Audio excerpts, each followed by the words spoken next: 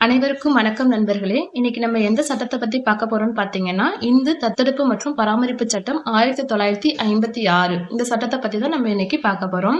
சரி வாங்க பார்க்கலாம். பிரிவு 5 இதுல என்ன சொல்லியிருக்காங்கன்னு பாத்தீங்கன்னா, இந்த சட்டம் நடைமுறைக்கு வந்ததுக்கு அப்புறம் இந்த சட்டத்தை மீறி யாராவது முரணாக குழந்தையை தத்தெடுத்தாங்க அப்படின்னா அது வந்து இல்லா நிலை செய்யப்படும் அப்படின்னு சொல்லியிருக்காங்க. அதாவது ரத்து செய்யப்படும் அந்த மாதிரி சொல்லியிருக்காங்க. ஓகேங்களா. அடுத்து பிரிவு 6 இதுல என்ன சொல்லியிருக்காங்கன்னா, செல்லத்தக்க தத்தெடுப்பின் இயல்புகள் பற்றி சொல்லியிருக்காங்க. தத்தெடுப்பவர்களுக்கான தகுதி நிலையை அடைஞ்சிருக்கணும் ஃபர்ஸ்ட். ஓகேங்களா. அடுத்து தத்து கொடுப்பவர்களுக்கான தகுதி நிலையை அடைஞ்சிருக்கணும். அதுக்கப்புறம் யாரை தத்தெடுக்கிறோமோ, அதாவது எந்த குழந்தைகள் நம்ம தத்தெடுக்கிறோமோ அவங்க வந்து அவர்களோட தகுதி நிலையை அடைஞ்சிருக்கணும்னு சொல்லியிருக்காங்க. இது என்னென்ன தகுதி நிலை அவங்களுக்கு இருக்கு அப்படிங்கறத அடுத்த செக்ஷன்ல நம்ம பார்க்கலாம். ஓகேங்களா. அடுத்து பிரிவு 7 பிரிவு 7 என்ன சொல்லியிருக்காங்கன்னா, ஒரு இந்து ஆண் தத்தெடுப்பதற்கான தகுதி நிலையை பத்தி சொல்லியிருக்காங்க. ஒரு இந்து ஆண் தத்தெடுக்கணும் அப்படின்னா ஃபர்ஸ்ட் அவங்க புத்தி சுவாதீனம் உள்ளவராக இருக்கணும். ஓகேங்களா. அதாவது சவுண்ட் மைண்டட் பர்சனா இருக்கணும். செகண்ட் ஒன் வந்து அவங்க மைனரா இருக்கக்கூடாது. 18 வயது பூர்த்தி அடைந்த நபராக இருக்கணும். அவங்களுக்கு திருமணம் ஆகியிருந்தா அவங்க மனைவியோட இசைவும், அதாவது அவங்க மனைவியோட சம்மதமும் ரொம்ப முக்கியம். ஓகேங்களா. அடுத்து பிரிவு 8 ஒரு இந்து பெண் தத்தெடுப்பதற்கான தகுதி நிலை. இப்போ ஒரு இந்து பெண் தத்தெடுக்கணும்னாலும் அவங்க வந்து சவுண்ட் மைண்டட் பர்சனா இருக்கணும். புத்தி சுவாதீனம் உள்ள நபரா இருக்கணும். அவங்களுமே 18 வயது பூர்த்தி அடைந்த நபராக இருக்கணும். இப்போ அவங்களுக்கு திருமணம் ஆகியிருக்கு அப்படின்னா அவங்களோட கணவனோட சம்மதம் முக்கியமா அப்படின்னு பாத்தீங்கன்னா முக்கியம் கிடையாது. அதாவது கணவனோட சம்மதம் வந்து இருக்கணுங்கிற அவசியம் கிடையாது. ஆனா பழைய சட்டத்தின்படி ஒரு திருமணமான பெண் வந்து தத்தெடுக்கணும் அப்படின்னா கணவனோட இசைவு முக்கியம் அப்படின்னு சொல்லியிருந்தாங்க. இப்ப புதிய சட்டத்தின்படி திருமணமான பெண் வந்து கணவனோட இசைவு இல்லாமையே வந்து தத்தெடுத்துக்கலாம். ஓகேங்களா. அதே மாதிரி அன்மேரிடு, அதாவது திருமணம் ஆகாத பெண்ணும் வந்து தத்தெடுத்துக்கலாம். விடோஸ் இருக்காங்க இல்லையா, விதவைகள், அவங்களுமே வந்து குழந்தைய தத்தெடுத்துக்கலாம் அப்படின்னு சொல்லியிருக்காங்க. இதுதான் பிரிவு 8. அடுத்து பிரிவு 9 பத்தி பார்க்கலாம். பிரிவு 9ல என்ன சொல்லியிருக்காங்கன்னா, தத்து கொடுப்பவர்களுக்கான தகுதி நிலையை பத்தி சொல்லியிருக்காங்க. யார் யாரெல்லாம் தத்து கொடுக்கலாம் அப்படின்னு பாத்தீங்கன்னா, தாய் தந்தை காப்பாளர் இவங்க 3 பேருமே வந்து தத்து கொடுக்கலாம். இந்த தாய் தந்தை காப்பாளர் இவங்களை தவிர வேற யாருக்குமே வந்து குழந்தையை தத்து கொடுக்கறதுக்கான தகுதியோ உரிமையோ கிடையாது. ஓகேங்களா. இப்போ தந்தை தத்து கொடுக்கறதுக்கான ப்ராசஸை பத்தி பார்க்கலாம். தந்தை வந்து உயிரோட இருந்தாங்க அப்படின்னா தந்தைக்கு மட்டும்தான் குழந்தையை தத்து கொடுக்கறதுக்கான முழு உரிமை இருக்கு. மனைவி உயிரோட இருக்காங்கன்னா மனைவியோட இசையுமே ரொம்ப முக்கியம். ஓகேங்களா. அடுத்து ஒரு தாய் வந்து ஒரு குழந்தையை எப்பெல்லாம் தத்து கொடுக்கலான்னு பாத்தீங்கன்னா, அந்த குழந்தையோட அப்பா வந்து உயிரோட இல்லாம இறந்திருக்கணும். அப்படி இல்லை அப்படின்னா தந்தை வந்து புத்தி சுவாதீனம் இல்லாதவர் என நீதிமன்றத்தால சொல்லியிருக்கணும். ஓகேங்களா. அதுவும் இல்லை அப்படின்னா அந்த தந்தை வந்து இந்து மதத்துல இருந்து வேறொரு மதத்திற்கு மாறி இருக்கணும். ஸோ இந்த மாதிரிலாம் இருந்தாங்க அப்படின்னா அவங்க வந்து ஒரு தாய் வந்து குழந்தைய வந்து தத்து கொடுக்கலாம். அடுத்து காப்பாளர் குழந்தைய தத்து கொடுக்க வேணும்னா என்னென்னலாம் பண்ணணும் அப்படின்னா, அம்மா அப்பா வந்து இறந்திருக்கணும். ஓகேங்களா. அந்த குழந்தைக்கு வந்து அம்மா அப்பா உயிரோட இருக்கக்கூடாது. அம்மா அப்பா வந்து இல்லைன்னா துறவு வாழ்க்கையை மேற்கொண்டிருக்கணும். அடுத்து அம்மா அப்பா புத்தி சுவாதீனம் அற்றவர்கள்னு நீதிமன்றத்தால சொல்லியிருக்கணும். அப்படி இல்லை அப்படின்னா பெற்றோர்கள் வந்து யாருன்னே தெரியல அப்படிங்கிற குழந்தைங்க வந்து காப்பாளர் வந்து தத்து கொடுக்கலாம். ஓகேங்களா. இப்ப காப்பாளர் வந்து எடுத்த உடனே தத்து கொடுக்க முடியாது. நீதிமன்றத்துல முன் அனுமதி வாங்கணும். ஓகேங்களா. அடுத்து 5வது பாயிண்ட், நீதிமன்றம் வந்து அனுமதி வழங்குவதற்கு முன்னாடி அந்த குழந்தையோட நலனை கருத்தில் கொண்டுதான் அனுமதி வழங்கும். ஓகேங்களா. அந்த குழந்தை வந்து இப்ப இவங்கள்ட்ட தத்து கொடுக்குறோம் அப்படின்னா அந்த குழந்தையோட ஃபியூச்சர் நல்லா இருக்கும் அப்படிங்கறத கன்சர்ன் பண்ணி தான் அவங்க வந்து ஒத்துக்குவாங்க. நீதிமன்றமும் அனுமதி கொடுக்கும். அதே போல குழந்தையை தத்து கொடுப்பவர்களுக்கும் தத்து எடுப்பவர்களுக்கும் இடையில எந்த ஒரு பண பரிமாற்றமுமே இருக்கக்கூடாது. அடுத்து பிரிவு 10 பத்தி பார்க்கலாம். இதுல வந்து யாரை தத்தெடுக்கிறோமோ அவர்களுடைய தகுதி நிலையை பத்தி சொல்லியிருக்காங்க. பிரிவு 10ல ஒரு தத்தெடுக்கிற குழந்தை வந்து ஆணோ அல்லது பெண்ணோ அந்த குழந்தை வந்து இந்துவாக இருக்கணும். ஓகேங்களா. ஃபர்ஸ்ட் ஒன் இந்துவா இருக்கணும் குழந்தை.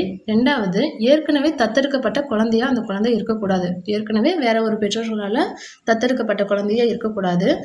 தத்தெடுக்கப்படுற குழந்தைக்கு வந்து திருமணம் ஆகி இருக்கக்கூடாது வேறொரு நபரோட. ஓகேவா. யாரோடையுமே திருமணம் ஆகி இருக்கக்கூடாது. சில பழக்க வழக்கங்கள் வந்து அவங்களுக்கு அனுமதி கொடுத்தது அப்படின்னா அவங்க வந்து திருமணம் ஆன குழந்தைகளுமே வந்து தத்தெடுத்துக்கலாம். ஆணோ பெண்ணோ 15 வயசுக்கு உட்பட்டவர்களாக இருக்கணும். தத்தெடுக்கக்கூடிய குழந்தைகள் வந்து 15 வயதிற்கு உட்பட்டவர்களாக இருக்கணும். அவங்களோட பழக்க வழக்கங்கள்னு ஒன்று இருக்கு. அது வந்து அனுமதிச்சா 15 வயசுக்கு மேற்பட்டவர்களையுமே தத்தெடுத்துக்கலாம்னு சொல்லியிருக்காங்க. அடுத்து பிரிவு 11 செல்லத்தக்க தத்தெடுப்பின் நிபந்தனைகள்னு சொல்லியிருக்காங்க. ஓகேங்களா.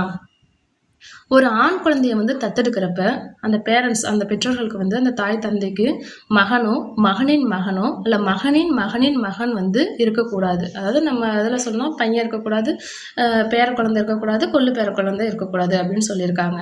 அடுத்து ஒரு மகளை தத்தெடுக்கணும் அப்படின்னா அவங்களுக்கு மகள் இருக்கக்கூடாது, மகனின் மகள் இருக்கக்கூடாது அப்படின்னு சொல்லியிருக்காங்க. அதே மாதிரி அதாவது ஒரு குழந்தைய வந்து ஒன்றுக்கும் மேற்பட்ட பெற்றோர்கள் வந்து தத்தெடுக்கக்கூடாது. இப்போ ஒரு ஆண் குழந்தைய ஒரு பெண்ணோ இல்லை ஒரு பெண் குழந்தைய ஒரு ஆணோ தத்தெடுக்கிறாங்க அப்படின்னா அவங்களோட வயது வித்தியாசம் வந்து 21 வயது இருக்கணும் அப்படின்னு சொல்லியிருக்காங்க. இந்த வயது வித்தியாசம் வந்து ரொம்ப இம்பார்ட்டன்ட். ஓகேங்களா? அடுத்து பிரிவு 12 இதுல என்ன சொல்லியிருக்காங்கன்னு பார்த்தீங்கன்னா தத்தெடுப்பின் விளைவை பத்தி சொல்லியிருக்காங்க. தத்தெடுக்கப்பட்ட தேதியிலேருந்து அந்த குழந்தைய வந்து தன் சொந்த குழந்தையா தான் கருதணும் அப்படின்னு சொல்லியிருக்காங்க. அடுத்து தத்தெடுக்கப்பட்ட குழந்தைய வந்து தன்னோட சொந்த குழந்தையா கருதி அவங்க வந்து முறை தவறி யாருக்கும் திருமணம் செய்து வைக்கக்கூடாது.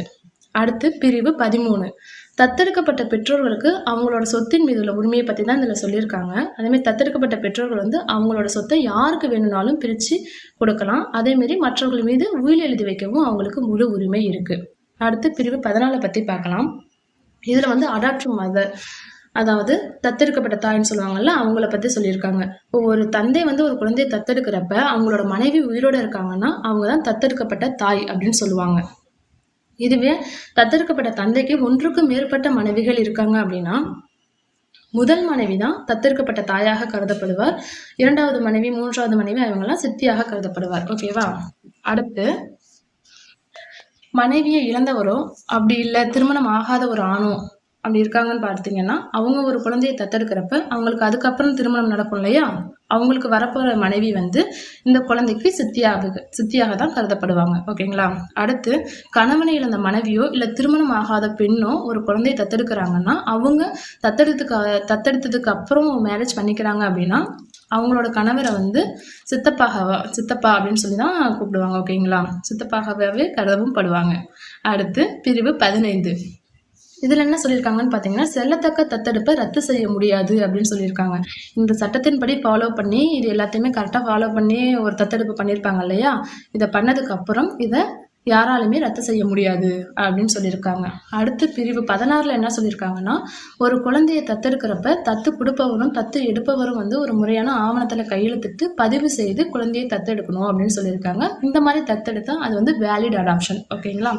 அடுத்து பிரிவு 17 இதில் என்ன சொல்லியிருக்காங்கன்னா ஒரு குழந்தைய வந்து தத்து எடுக்கும் போதும் தத்து கொடுக்கும் போதும் அவங்களுக்கு இடையில எந்த ஒரு பண பரிமாற்றமும் இருக்கக்கூடாது அப்படின்னு சொல்லியிருக்காங்க.